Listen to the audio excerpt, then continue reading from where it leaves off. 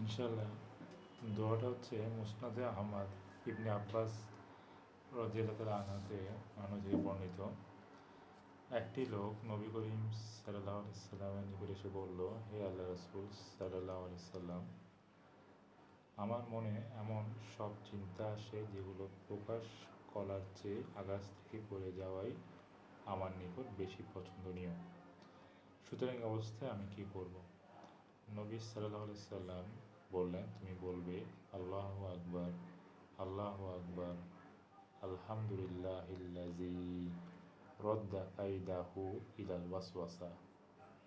আমি আবার বলছি দিই, আল্লাহু আকবার, আল্লাহু আকবার, আলহামদুলিল্লাহিল্লাযী রদ্দা কাইদাহু ইলাল ওয়াসওয়াসা।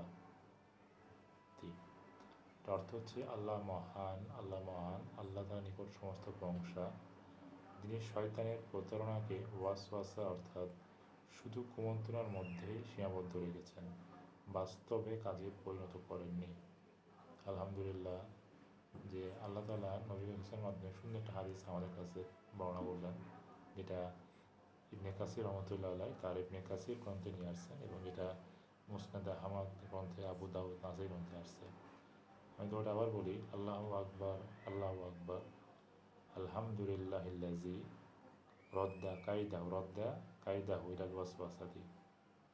এই দুটো আমরা পড়ব যখন আমাদের মনে কোনো খারাপ জিনিস প্রকাশ করবে, অর্থাৎ যেটা থেকে যে সাই বললো, যেটা মানে এটা প্রকাশ করাচ্ছে মানুষের কাছে আকাশ থেকে পড়ে যায়, ওটা আমাদের উত্তম বেশি পছন্দনীয় যেটা বলছেন তাকে এই দোয়াটা শিক্ষা দিলেন। ইনশাআল্লাহ আমরা সবাই এই দোয়াটা পড়ব যখন আমাদের মনে এই চিন্তাগুলো ঘুরপাক করবে। আল্লাহ আমাদেরকে আমল করার তৌফিক দান করুক, আমিন। আসসালামু আলাইকুম ওয়া রাহমাতুল্লাহি ওয়া বারাকাতুহু।